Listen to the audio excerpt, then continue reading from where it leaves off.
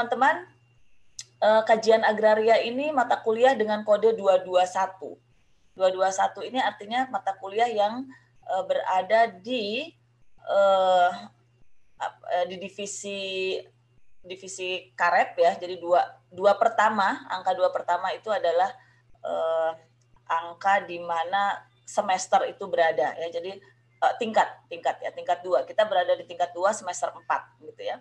Lalu kemudian 2 berikutnya adalah kode Karep ya, divisi Karep. Lalu yang satu ini saya lupa. Satunya apa ya?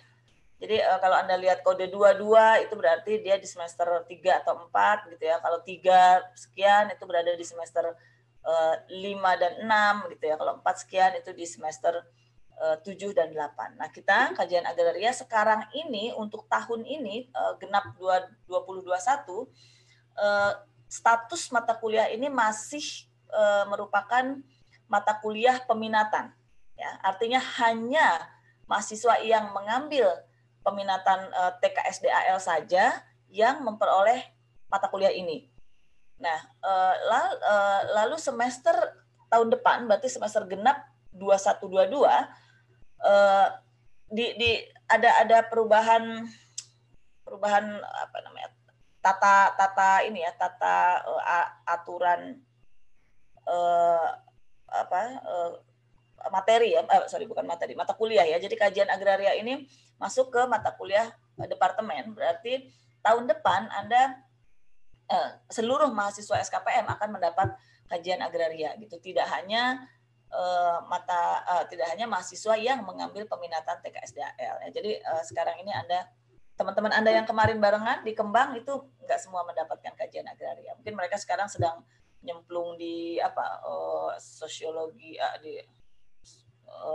ada TIK, pengembang masyarakat dan sebagainya sesuai dengan peminatan yang mereka ambil gitu ya. Nah, apa sih isi dari kajian agraria gitu ya? Saya sebelum masuk ke situ saya cerita dulu. Kajian agraria ini mata kuliah yang baru dimunculkan pada tahun 2002 ya. Jadi tahun 2002 agraria ini baru masuk ke dalam kurikulum IPB.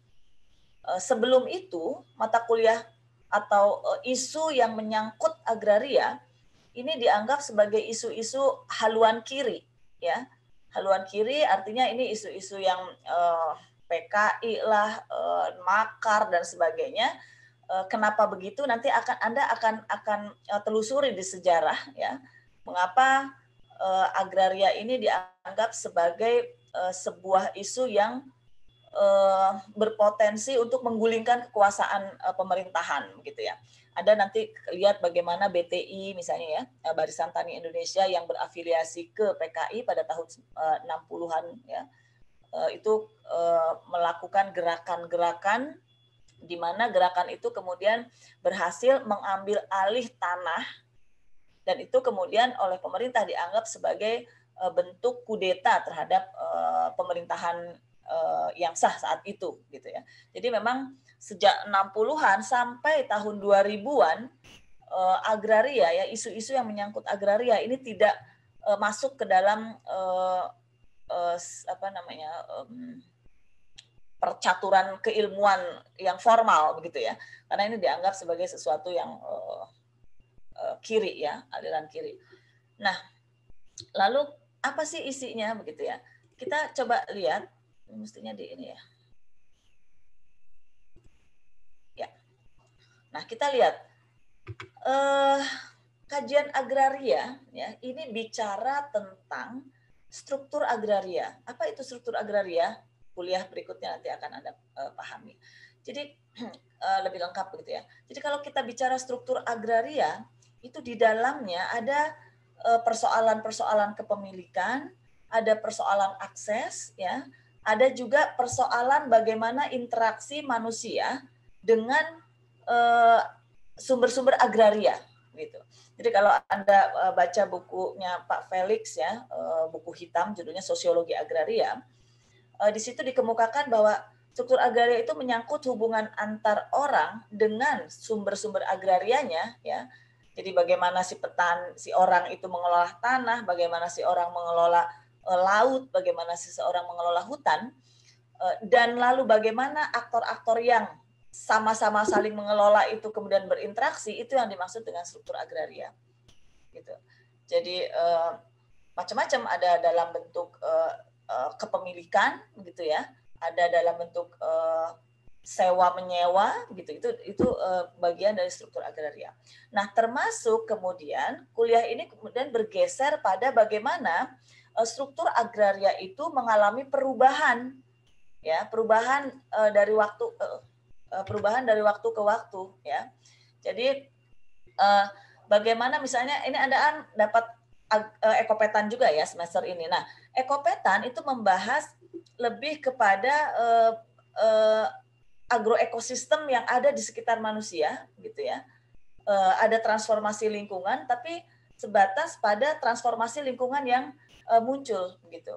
Nah, dalam agraria, bagaimana efek transformasi lingkungan itu terhadap sistem tenurialnya, ya, sistem tenurial itu tata kepemilikan, akses dan sebagainya, ya, itu akan dikaji lebih lanjut di dalam kajian agraria. Gitu. Nah, kemarin kan Anda diminta ekopetan, ya, mata kuliah ekopetan untuk membuat bagaimana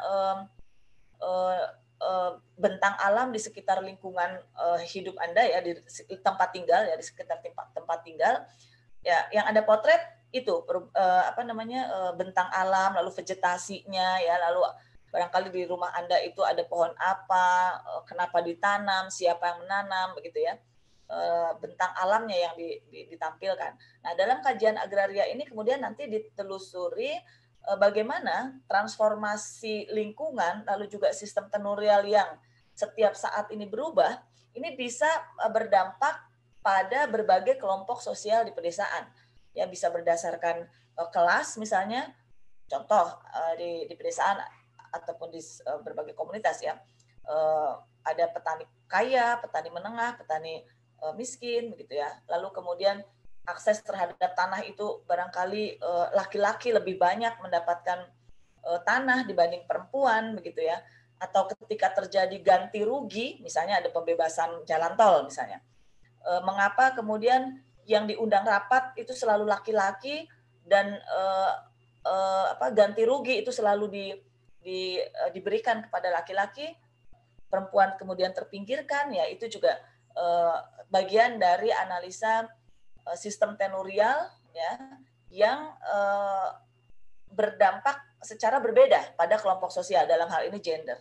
Ya, lalu belum juga umur, nanti kita lihat bagaimana usia juga bisa memberi warna yang berbeda terhadap sistem tenurial yang ada.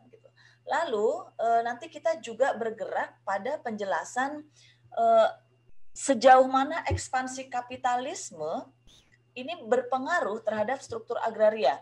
Kita bisa lihat nanti misalnya pada saat penjajahan ada sebuah undang-undang dari Belanda, ada yang disebut dengan agraris wet.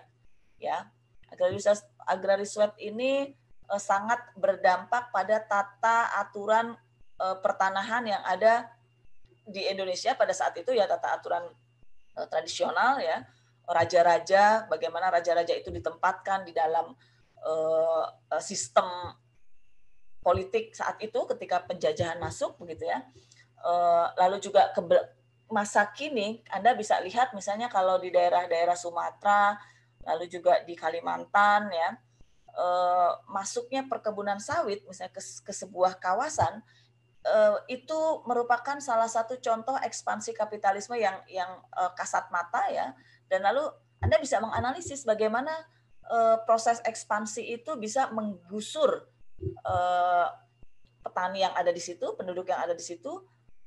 Karena apa? Karena sistem tenurialnya kemudian berubah dan petani tidak bisa lagi mengembangkan sistem tenurial yang sudah dia tekuni selama sebelum ekspansi kapitalisme itu masuk, gitu ya. Nah, lalu kemudian nanti kita juga bergeser melihat pada bagaimana situasi itu kemudian menggiring pada sebuah kondisi di mana masyarakat Indonesia, terutama juga ya di kota juga, ya, tapi lebih banyak mungkin di pedesaan kalau terkait dengan sistem tenurialnya, muncul kasus-kasus kemiskinan, gitu ya.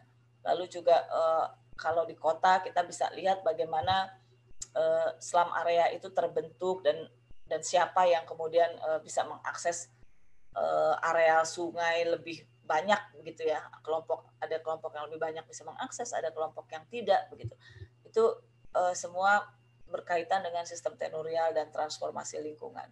Nah, nanti di akhir perkuliahan kita kemudian akan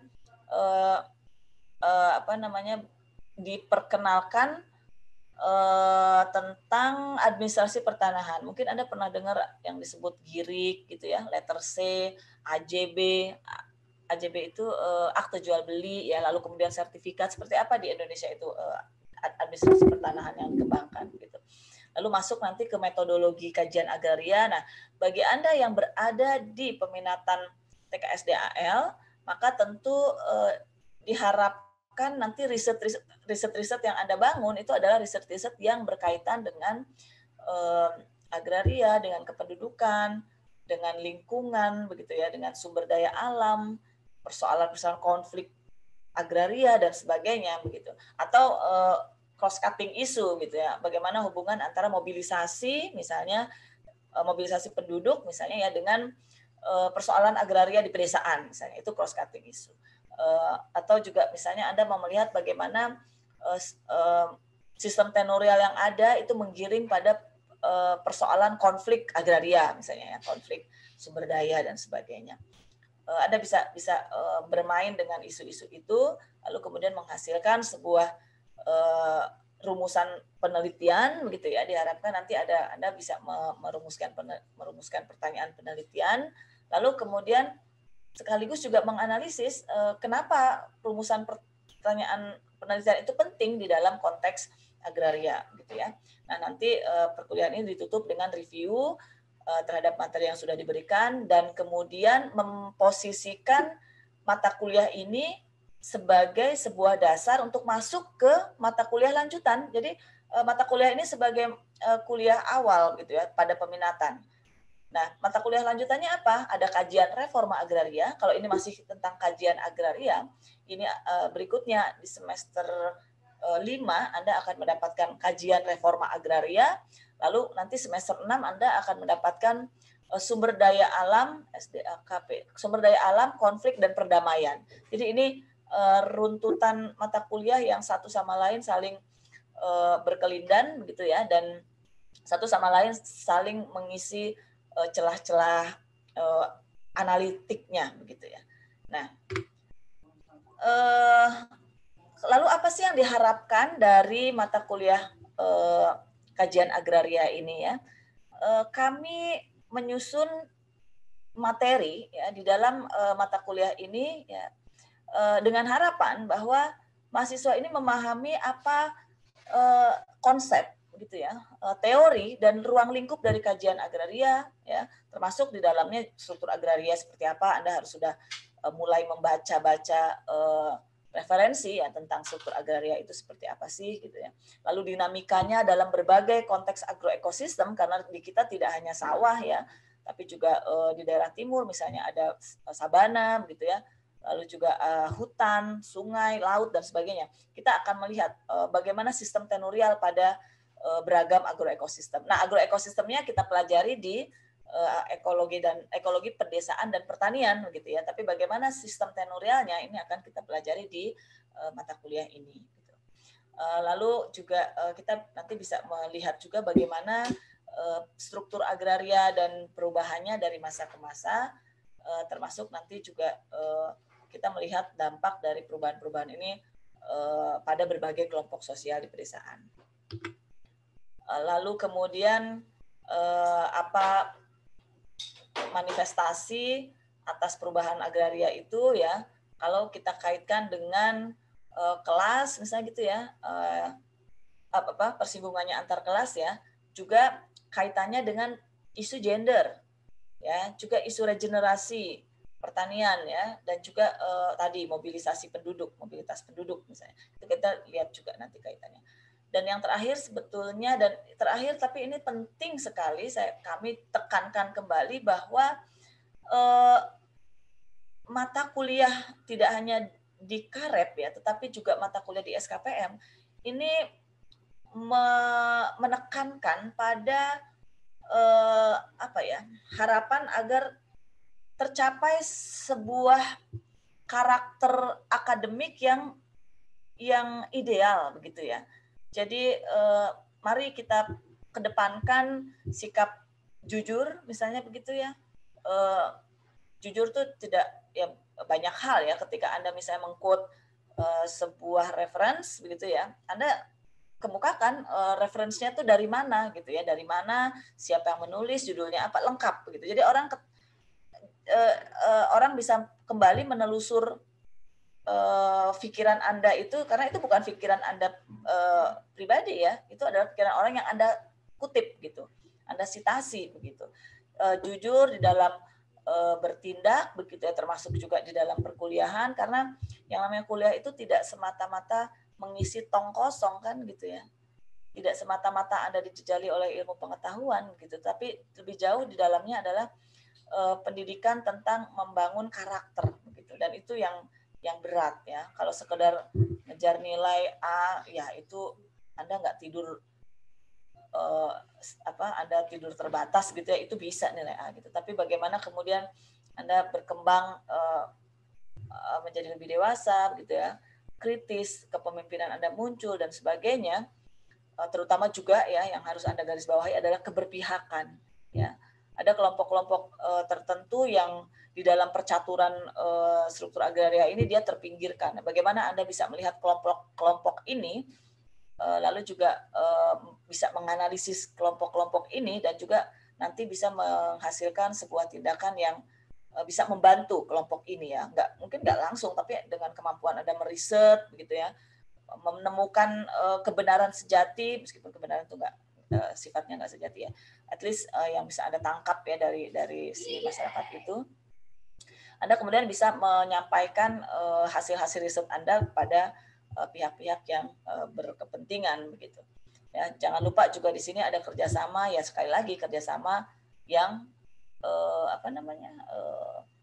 bukan kerjasama dalam pengertian yang negatif ya, tetapi kerjasama yang saling mensupport satu sama lain gitu ya, dan sebagainya. Jadi mari kita kembangkan karakter-karakter ini sebagai sebuah LO yang memang bukan tidak ditempatkan di pertama, tetapi ini adalah satu tujuan pendidikan yang sesungguhnya. Gitu. Lalu mari kita lihat siapa yang akan mengajar Anda pada mata kuliah kajian agraria. Saya diminta untuk menggawangi mata kuliah ini ya. Lalu saya juga ditemani oleh ada Profesor Dr. Endriatmo Sutarto, lalu juga ada Pak Setiawan Sunito. Anda sudah kenal pasti ya Pak Awan di mata kuliah apa? Yang mata kuliah semester 3 udah bertemu Pak Awan belum ya? Ada nggak Pak Awan di semester 3 ya? Lalu ada Pak Martua, Anda sudah ketemu Pak Martua untuk kelas hari Kamis ya. Ini Kembang kemarin ya, Bu Dina juga praktikum beberapa ketemu, ada Bu Rina, ya ada Pak Bayu Eka Yulian, ada Pak Sohib, lalu juga ada Bu Raya. Jadi mata kuliah ini dikeroyok oleh sekian orang ya, karena masing-masing memang menekuni topik ya, subtopik yang berbeda begitu ya. Jadi kemudian membagi dirilah kami ke dalam topik-topik yang berjumlah 14 topik itu gitu. Nah, berikut adalah dosen praktikumnya. Beberapa dari tim pengajar juga terlibat di dalam praktikum ya. Ada Bu Dina, ada Pak Bayu, saya, lalu Pak Martua, dan kami juga ada Bu Raisita juga ya. Dan kami juga dibantu oleh 4 asisten lain, Raffi. Dibantu oleh 4 kolega lain ya, ada Mas Tribudiarto di sini, ada Mbak Hilda, ada Mas Eko, lalu juga ada Mas Ari Wibowo ya.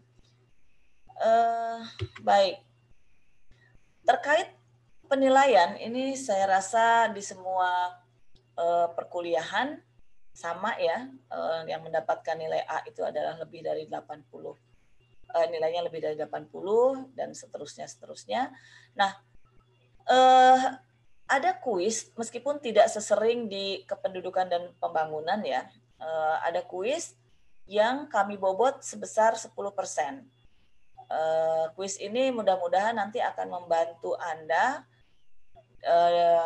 terkait penilaian akhir begitu ya, meskipun dia hanya menyumbang 10%, tetapi diharapkan ini menjadi semacam pemanasan gitu ya. Anda bisa memperoleh pengetahuan-pengetahuan yang baik gitu, pengetahuan yang sesuai dengan perkuliahan gitu ya, melalui mengisi kuis-kuis ini. Nah, lalu praktikum kami beri porsi yang lumayan tinggi ya, 40%. Tentu di sini ada berbagai penilaian yang kami akan ambil nanti terkait misalnya satu keaktifan, kehadiran ya yang pertama, satu hadir, lalu aktif ya, lalu makalah. Jadi beberapa mungkin bukan di mata kuliah KPM ya, saya kemarin di sosiologi begitu, mereka aktif begitu, tetapi ketika kami lihat makalahnya, waduh gitu, sembarangan gitu membuatnya, dan itu berpengaruh terhadap nilai akhir gitu, sayang ya. Jadi mereka aktif tapi pas lihat makalahnya, loh ini makalahnya kok tidak sebaik presentasi oral ya yang diberikan oleh si mahasiswa gitu. Jadi mohon untuk melakukan sebaik-baiknya apa yang bisa Anda lakukan begitu ya, mencicil belajar dari sekarang supaya ketika UTS tidak semua harus dipelajari dalam waktu yang singkat. Apalagi semester ini kita terhalang oleh Idul Fitri ya, 12-13 Mei itu Idul Fitri, jadi kita akan break sementara untuk Idul Fitri bagi yang merayakan, lalu kemudian akan masuk lagi di minggu berikutnya begitu. Jadi biasa hawa-hawa puasa gitu ya, hawa-hawa Idul Fitri itu kan males gitu ya mau membaca. Tapi coba kita cicil saja dari sekarang gitu. Nah, yuk kita lihat minggu demi minggu ya. Hari ini kita bicara tentang kontrak perkuliahan ya. Lalu juga bagaimana kami juga mengharapkan Anda dapat lebih aktif di dalam belajar, karena memang Anda yang menjadi input begitu ya. Jadi berbagai pertanyaan silahkan disampaikan baik di kelas kuliah maupun di kelas praktikum gitu. Ya. Nah, hari ini tadi ya saya sudah kemukakan bahwa lingkup mata kuliah kajian agraria ini adalah struktur agraria dan perubahannya, termasuk di dalamnya bagaimana hal ini saling berkaitan dengan transformasi lingkungan serta dampak yang ditimbulkan pada berbagai kelompok sosial di pedesaan berdasarkan kelas, gender, dan umur. Ya, jadi itu kira-kira gambaran dari mata kuliah ini selama 14 minggu ke depan. Lalu di pertemuan kedua, ini nanti Pak Satyawan yang akan memberikan minggu depan 18 Februari ya, Pak Satyawan akan memaparkan pokok bahasan tentang petani dan masyarakat petani. Jadi karena pengikat dari mata kuliah ini adalah perubahan agraria, gitu ya. Jadi mohon diendapkan bahwa kita akan bicara perubahan agraria, gitu ya, perubahan struktur agraria. Nah, tentu tidak serta-merta langsung jump in ke agrarianya ya, tapi kita harus paham dulu bagaimana karakter petani di Indonesia, gitu ya. Jadi bagaimana petani sebagai peasantry, begitu ya, atau ada petani sebagai sebuah bisnis, begitu ya. Anda akan lihat di situ di minggu depan. Lalu juga kita bisa juga melihat petani itu bukan sebuah entitas sosial yang single, begitu ya. Ada berlapis-lapis kelas petani, dan itu Anda nanti bisa lihat bagaimana karakter petani, kelompok petani kaya, lalu kelompok petani menengah, lalu kelompok yang marginal, bahkan buruh tani gitu ya. Jadi nanti itu yang kemudian akan dipaparkan. Lalu juga kita akan melihat bagaimana persoalan masyarakat petani ini dilihat dari tiga hal gitu ya. Ada aspek resiprositas moral atau solidaritas. Jadi di sini petani itu mengembangkan sebuah kelembagaan begitu ya, saling melengkapi begitu. Tapi juga petani kita bisa lihat sebagai sesuatu yang terdiferensiasi. Penyebabnya apa? Macam-macam. Ada yang disebabkan oleh kebijakan, ya, revolusi hijau misalnya. Itu sebuah kebijakan yang kemudian menggiring petani pada sebuah situasi yang terdiferensiasi, terpisah-pisah begitu ya, terkotak-kotak dalam berbagai lapisan. Lalu juga mungkin ada karena masuknya modal di Palu misalnya ya, di Sulawesi Tengah. Petani terdiferensiasi karena masuknya komoditas coklat di daerahnya.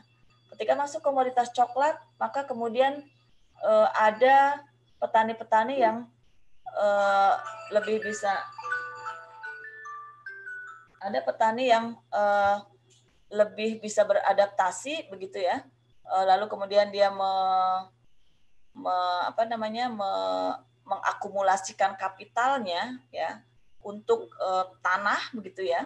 Lalu mereka kemudian membuka lahan-lahan di daerah pegunungan, lalu mengembangkan komoditas kopi, coklat begitu ya. Tapi ada kelompok-kelompok yang tertinggal di daerah lain, sehingga kemudian muncul diferensiasi kelas di situ. Lalu kemudian juga bergeser ke bagaimana strategi rumah tangga petani terkait dengan situasi tersebut. Ya, Pak Setiawan nanti yang akan menemani Anda untuk belajar tentang petani dan masyarakat petani. Lalu masuk pertemuan 3. Nah, di Ekopetan Anda bicara tentang agroekosistem ya. Nah, di sini kita akan melihat bagaimana keterkaitan antara konteks ekosistem dengan sistem tenurialnya. Ya. Jadi di sini nanti kita belajar pembentukan agroekosistem. Jadi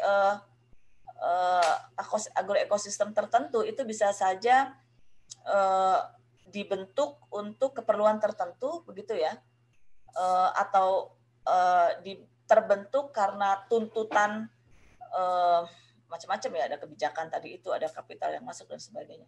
Lalu kemudian bagaimana sistem tenurial pada agroekosistem itu.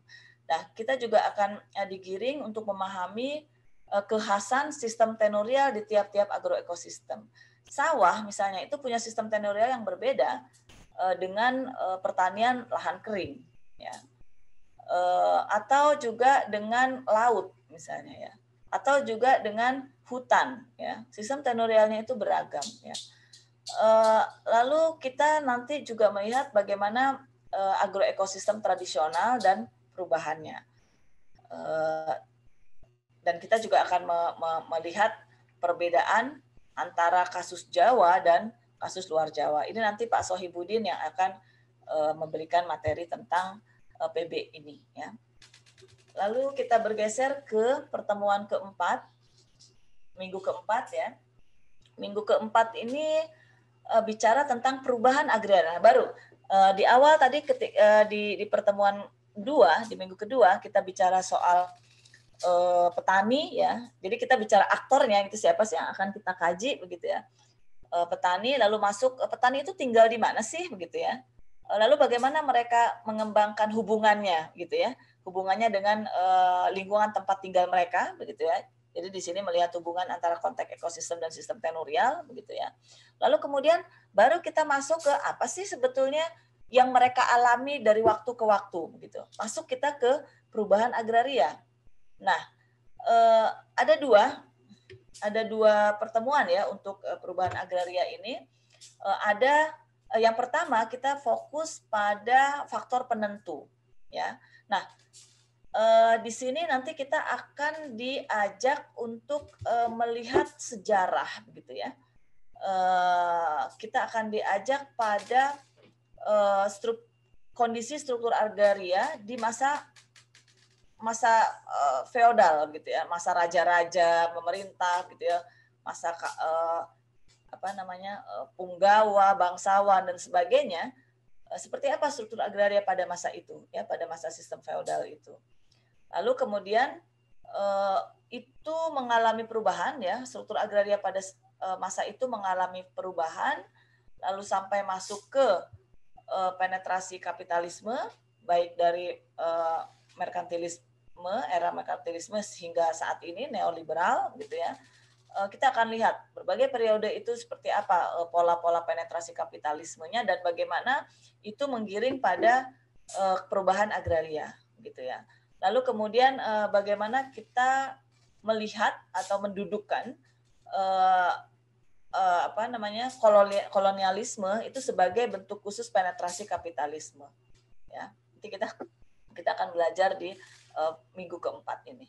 Nah, minggu keempat ini akan materinya akan diberikan oleh Pak Martua bekerja sama dengan Pak Bayu untuk meramu materi tentang perubahan agraria ya, faktor penentunya.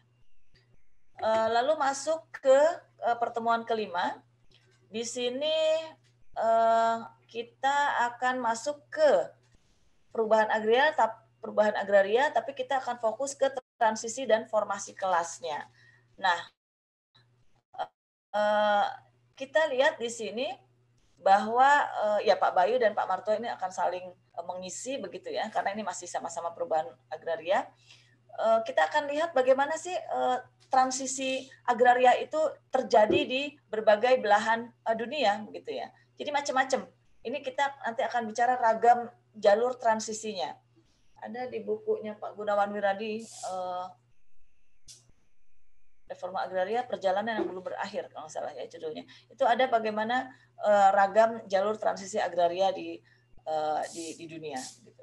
Masuk kemudian ke perubahan agraria dari masa ke masa, kemudian masuk ke persoalan deagrarianisasi dan depesentisasi. Ini mengindikasikan sebuah masa di mana keagrariaan dan juga peasant itu ya mengalami degradasi begitu ya, mengalami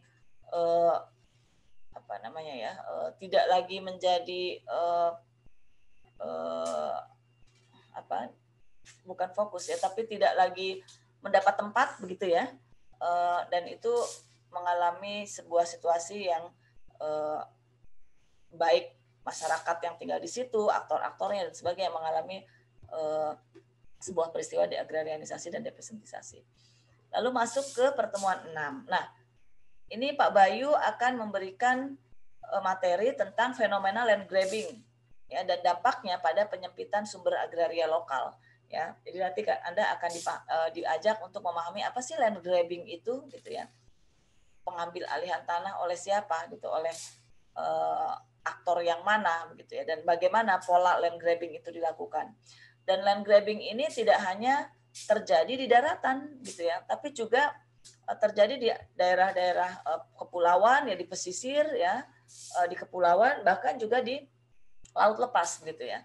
Ada coastal islands and ocean grabbing. Nah, ini nanti kita akan bongkar di pertemuan ke-6. Termasuk juga ada yang disebut dengan green grabbing.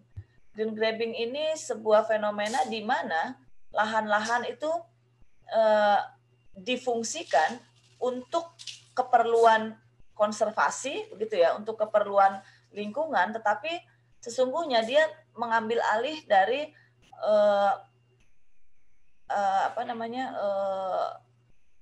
aktor-aktor yang sebelumnya sudah memiliki interaksi dengan lingkungan itu. Jadi kalau Anda pernah dengar RIDD misalnya ya, ini terkait konservasi juga ya, lalu juga restorasi, misalnya lahan gambut itu ada restorasi lahan gambut itu sebetulnya kan lahan-lahan yang menjadi sumber livelihood masyarakat setempat gitu. Di Kalimantan daerah hulu misalnya sungai di hulu ya, di hulu Sungai Mahakam, rawa-rawa yang ada di sekitar sungai itu merupakan sumber dari protein masyarakat setempat, sekaligus juga sumber pendapatan ya.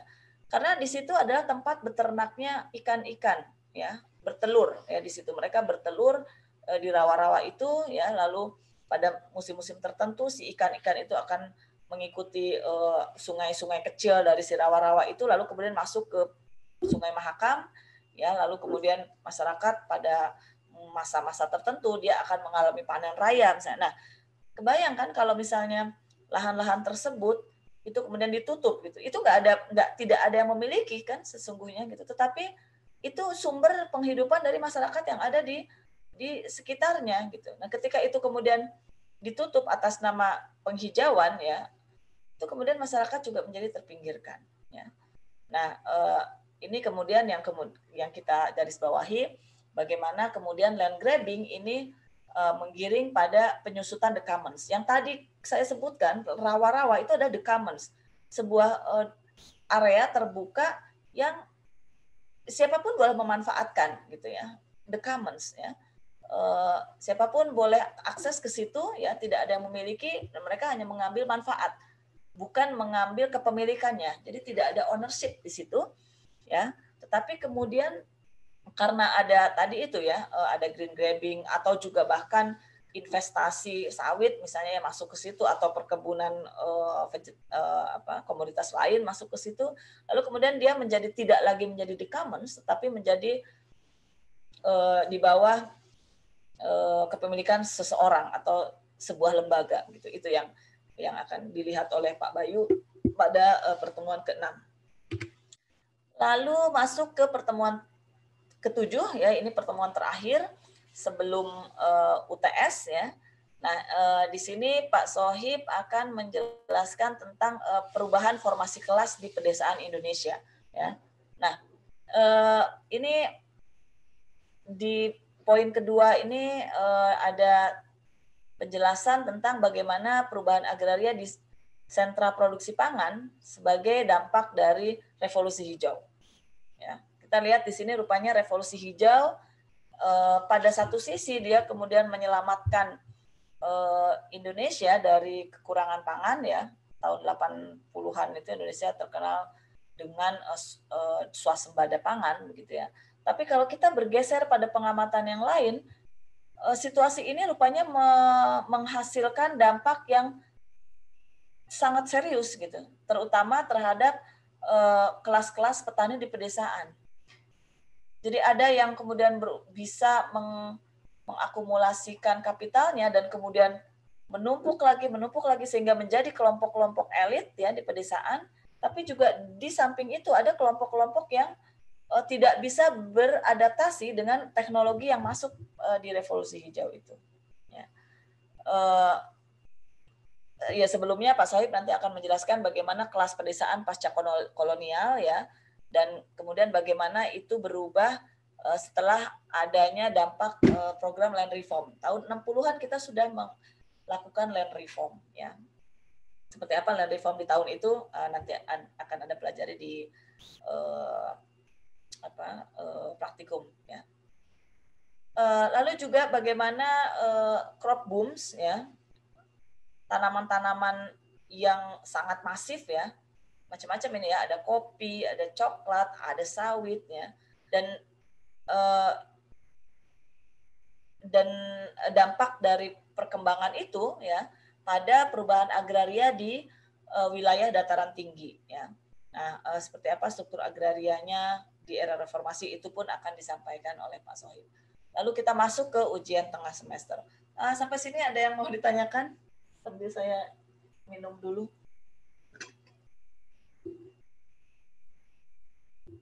Silakan kalau ada yang mau ditanyakan. Kebayang nggak, Lila Melita, kebayang nggak Lila akan belajar apa kita di Kajak ini, Lila? Menurut pemaparan yang udah Ibu sampaikan dari pertemuan kedua sampai pertemuan ke-7 sih saya kurang lebih udah dapat gambarannya sedikit sih, Bu. Ya. Artinya itu toh yang akan kita pelajari gitu ya. Mudah-mudahan sih sudah ada gambar. Tentu nanti detailnya kan di ini ya, di kuliah ya, nanti detailnya di kuliah nanti. Coba Imadudin. Gimana, Din? Imad, panggilannya apa nih? Panggilan saya Rahman, Bu. Oh, Rahman, ya ampun. Rahmannya nggak nampak soalnya di layar saya. Oke, Rahman. Gimana, Man? Kurang lebih sama, Bu, apa yang tadi dikatakan oleh Lila.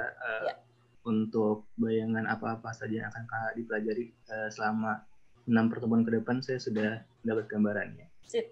Sip, bagus. Jadi karena ini ya, Anda kan sekarang nih posisinya belajar ekopetan juga, ya kan? Juga belajar agraria gitu. Jadi mudah-mudahan sih bisa menempatkan gitu ekopetan tuh di sini ya, kerangkanya sampai ini begitu ya. Lalu kalau kajian agraria ini di sini gitu.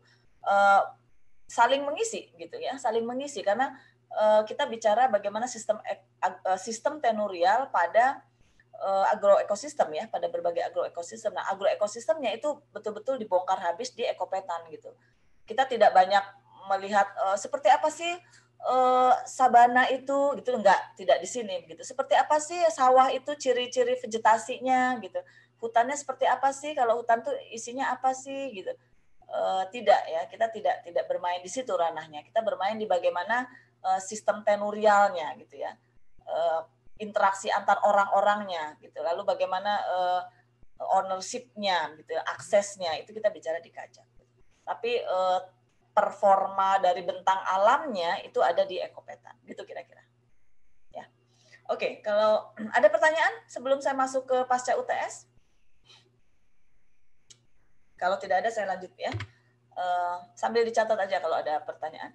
Nah, nanti di pertemuan ke-8 ini Bu Raisita akan mengajak kita untuk belajar bagaimana strategi rumah tangga petani di Indonesia dengan menggunakan kerangka Chayanov dan Van der Ploeg ya. Nanti kita akan lihat bagaimana rumah tangga petani ini sebagai unit ekonomi di dalam konteks kebijakan neolib. Ya, jadi ketika kemudian sekeliling kita ini sudah penuh dengan kebijakan-kebijakan dari luar gitu ya, pesanan-pesanan dari luar, lalu seperti apa ini petani ini situasinya gitu ya. Seperti tadi misalnya di Sumatera itu sudah banyak sawit misalnya ya, kalau Anda masuk ke Kampar misalnya Riau sana ya, itu isinya di mana-mana sawit. Lalu gimana sih rumah tangga petani ini ketika dihadapkan pada konteks itu gitu ya. Dan juga bagaimana strategi dari si rumah tangga ini sebagai konsekuensi, jadi ada perubahan agraria, lalu konsekuensinya kan salah satunya adalah kepada si rumah tangga petani. Apa strategi yang dikembangkan oleh mereka kemudian? Gitu. Lalu juga bagaimana perubahan bentang alam ini, ya, yang tadi dikaji di ekopetan, itu kemudian kita jejerkan dalam konteks kebijakan neolib, gitu ya. Artinya kita tidak hanya melihat itu sebagai bentang alam, tapi kemudian kita tarik, ya, bentang alam ini berubah ini akibat konteks tertentu, gitu. Apa yang mendorong si bentang alam ini berubah? Ya, kebijakan apa, situasi apa, dan sebagainya. Ya. Lalu kemudian masuk ke migrasi, pertemuan ke-9, ini ada migrasi dan perubahan agraria. Di Kembang ini Anda juga belajar mobilitas sosial ya, mobilisasi sosial ya. Di sini kita lihat bagaimana kaitannya dengan perubahan agraria. Misalnya ketika ada migrasi keluar desa, ya, lalu kelompok mudanya misalnya karena tergiur dengan livelihood system yang ada di kota, lalu kemudian mereka meninggalkan daerah pertanian, gitu, meninggalkan desanya yang kemudian juga meninggalkan daerah pertanian. Lalu bagaimana situasi desa itu, gitu ya? Apa yang terjadi, perubahan-perubahan agraria, apa yang terjadi di situ? Juga ketika misalnya mereka datang ke kota, ya, masuk ke dalam mengisi space yang tidak dimanfaatkan, bukan tidak dimanfaatkan ya, tapi tidak dilirik oleh para pengusaha, misalnya mereka masuk ke daerah sepanjang aliran sungai, begitu ya,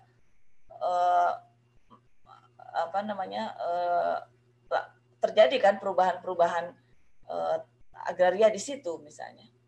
Atau juga ketika migrasi internasional terjadi, ada gitu ya. Jadi mereka pergi ke luar negeri, lalu kemudian mengirimkan remittance itu hasil-hasil yang diperoleh selama mereka bekerja di luar itu ya, dan lalu mereka melakukan reinvestasi terhadap pertanian.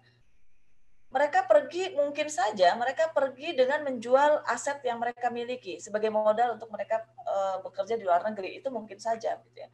Tetapi ketika mereka sudah mampu mengumpulkan modal di daerah rantauan mereka, di daerah rantaunya, lalu mereka mengirimkan remittance-nya ke daerah asalnya dan lalu kemudian membeli ulang lahan-lahan yang tadinya sudah terjual, ya menginvestasikan pada pertanian, mungkin juga toko, rumah, dan sebagainya.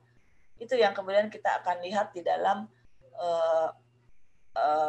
pokok bahasan migrasi dan perubahan sosial, perubahan agraria. Ini nanti Pak Martua dan Bu Dina yang akan mengawal. Karena memang Bu Dina dan Pak Martua ini kan pengajar-pengajar di kependudukan dan pembangunan ya. Jadi dan tesis disertasinya Pak Martua juga terkait migrasi dan perubahan agraria. Lalu lanjut ke perubahan agraria perkotaan di era Neolit.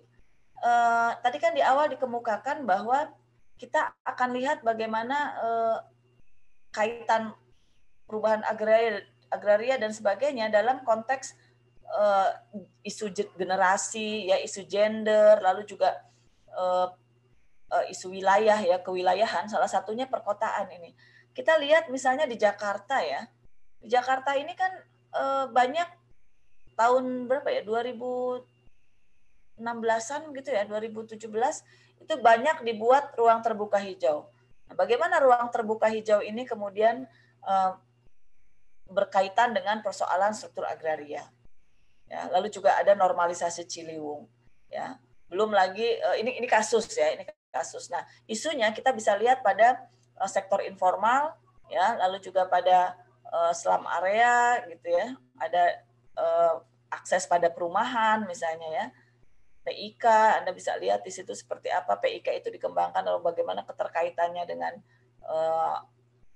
penduduk lain yang ada di sekitar itu, gitu ya. Anda nanti akan dibawa untuk jalan-jalan ke perkotaan. Nah, ini kami akan mendatangkan dosen tamu di sini ya, yang khusus memang selama ini berbicara tentang perubahan agraria perkotaan ya. Di samping ada buku-buku yang juga bisa Anda baca di sini ya. Lalu masuk ke sini, nah ini tadi yang administrasi pertanahan dalam konteks keragaman sistem tenurial, ini juga akan disampaikan kuliah tamu nanti ya. Nah, ini kita akan lihat di Indonesia ini sistem tenurialnya itu basis haknya itu apa sih gitu ya. Karena tidak semua orang punya sertifikat. Ya, ada yang bentuknya AJB. Ada yang bentuknya HGB, hak guna bangunan, ada yang hak guna pakai, ada HGU. Ya, dan sebagainya, kita nanti akan lihat. Lalu bagaimana perlindungan legal ya atas ragam akses tadi. Ya, GIRIK, letter C dan sebagainya. Bagaimana itu diakui di dalam sistem administrasi pertanahan di Indonesia.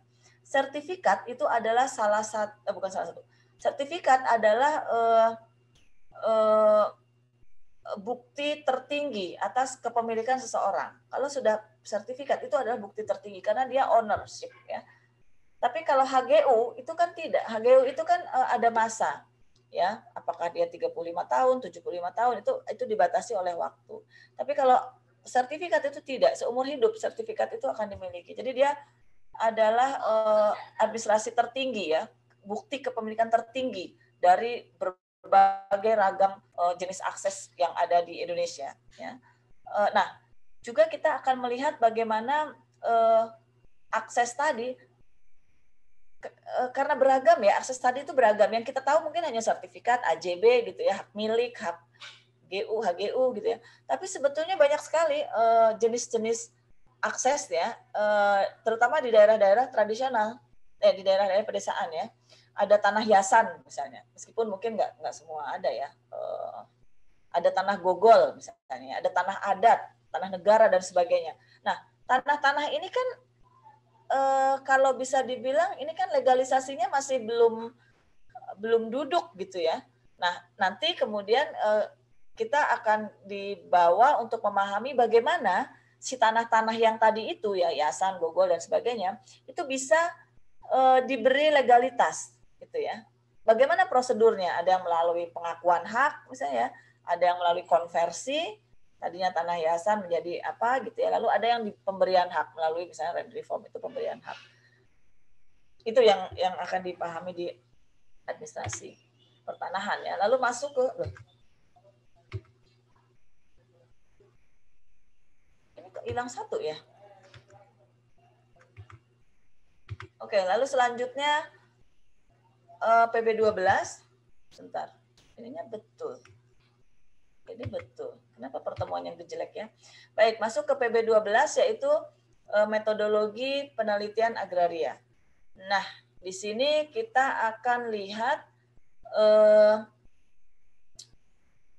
Pak Burina dan Pak Martua ini akan mengawal Anda untuk bisa memahami, ya, mengidentifikasi isu-isu agraria apa yang bisa berpotensi untuk Anda jadikan sebagai riset, ya, skripsi.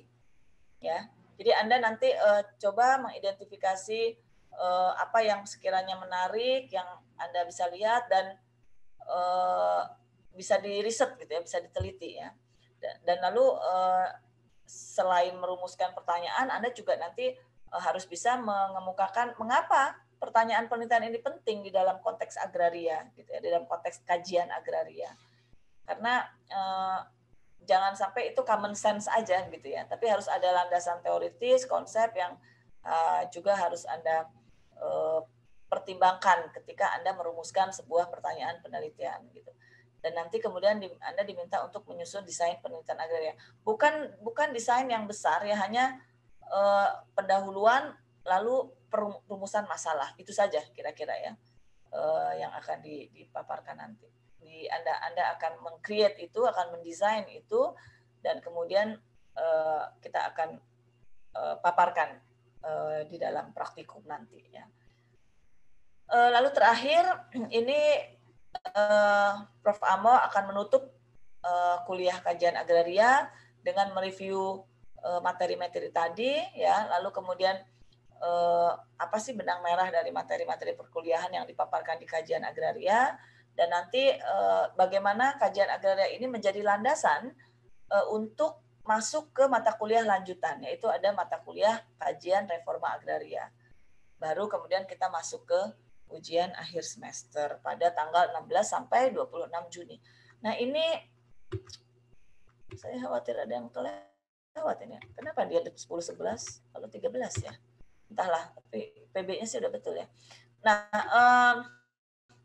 6 Mei lalu 12 Mei dan 13 Mei itu Idul Fitri, jadi kita loncat ke 20 Mei. Tapi saya harus cek ulang sih jadwalnya, apakah ini masih libur atau sudah masuk, nanti akan saya cek ulang. Tapi yang jelas kita akan loncat ini. 12-13 tidak ada perkuliahan.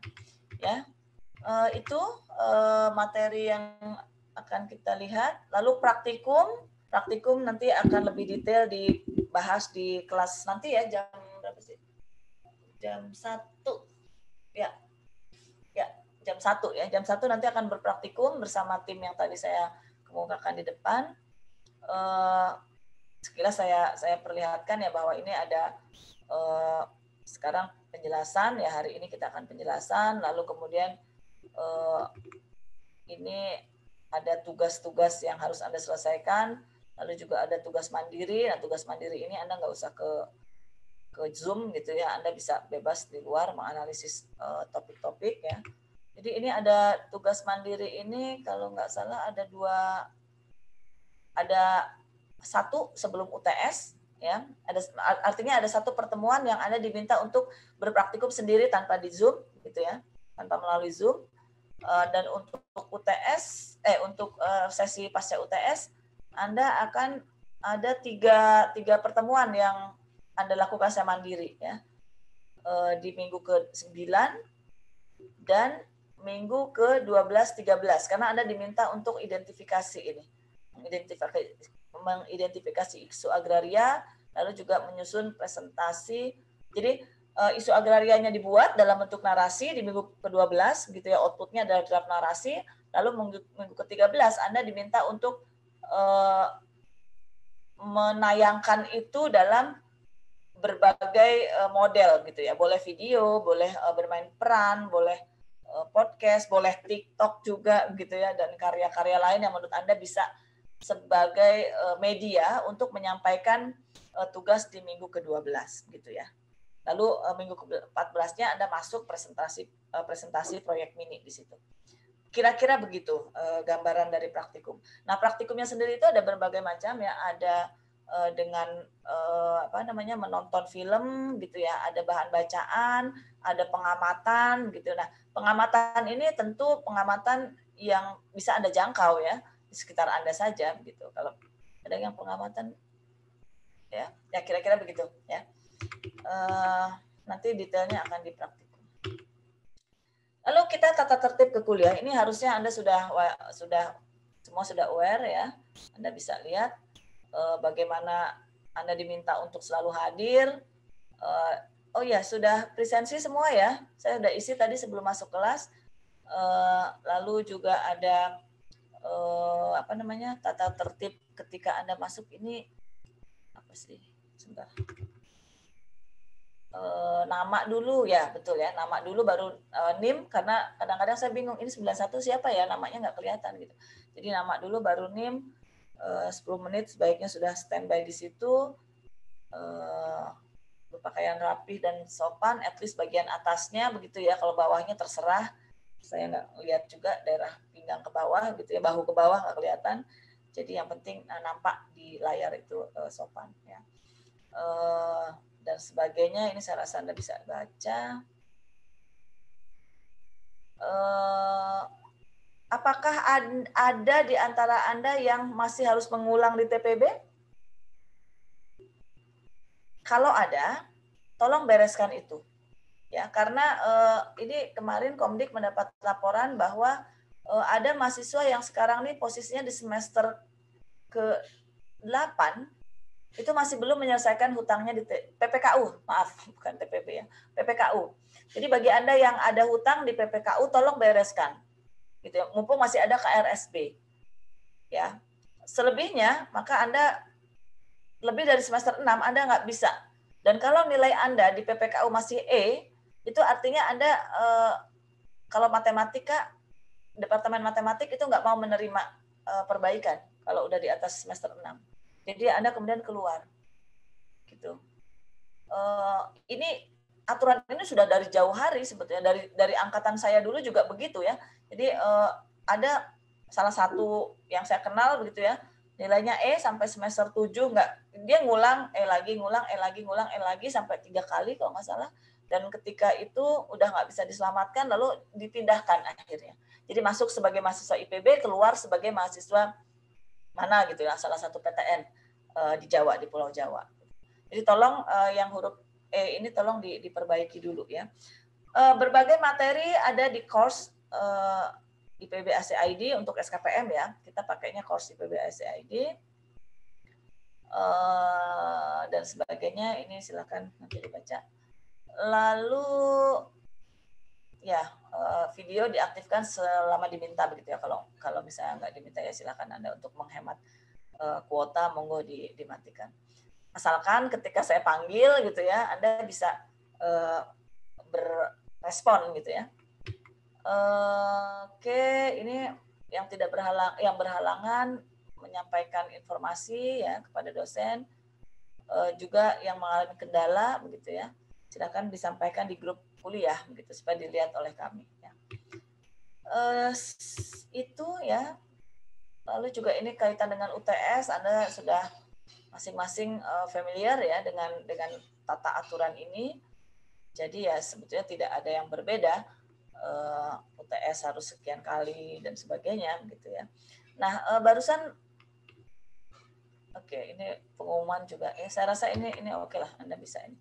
Nah, koordinator Anda bisa kontak nomor-nomor ini ya. Ada praktikum, ada Mas Tri nanti yang akan menemani Anda ya bersama tim yang lain tentunya. Ada Bu Anggra dan Mbak Dini juga kalau Anda memerlukan informasi-informasi lain.